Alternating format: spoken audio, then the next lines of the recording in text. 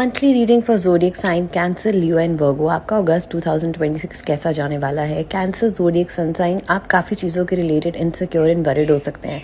And because of this worry and insecurity you have in your mind, आप काफ़ी ज़्यादा dominating behave कर सकते हैं।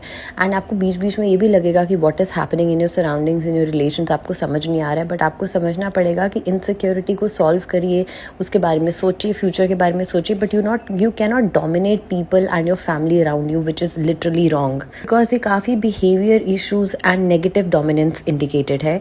लियो zodiac sun sign, you need to slow down. ज़रूरी नहीं है कि हर बारी आपने एक पर्सनालिटी या एक ट्रेट को बना के ही रखना है, और you have to be outside as a boss and a very strong nature. No, you need to calm down, you need to slow down. थोड़ा सोशलाइजिंग को इन्जॉय करिए, थोड़े से ओकेजन्स को इन्जॉय करिए, फ्रेंड सर्कल को इन्जॉय करिए, and थोड़ी सी ब्रेक लीजिए। अदरवाइज आपका माइंड में ऐसे थॉट्स आएंगे विच आर अननेसेसरी, और वो ज़रूरी नहीं है, और वो आपके माइंड एनर्जी एंड ऑरा को ख़राब करेंगे, because those would be literally unnecessary thoughts. Virgo zodiac sun sign, lately आपकी चीज़ों में काफ़ी डिलेज चल रहे हैं। अगर आप स्ट्रिक्ट होकर अपनी चीज़ को फॉलो करके सॉर्ट करेंगे तो वो कहीं ना कहीं सॉर्ट होती शोन है।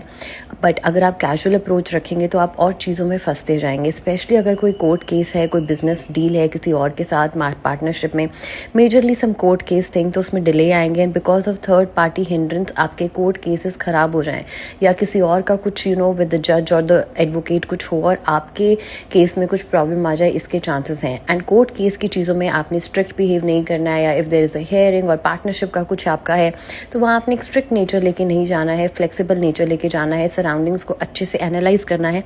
अदरवाइज आपके अगेंस्ट चीज़ें यूज़ हो सकती हैं।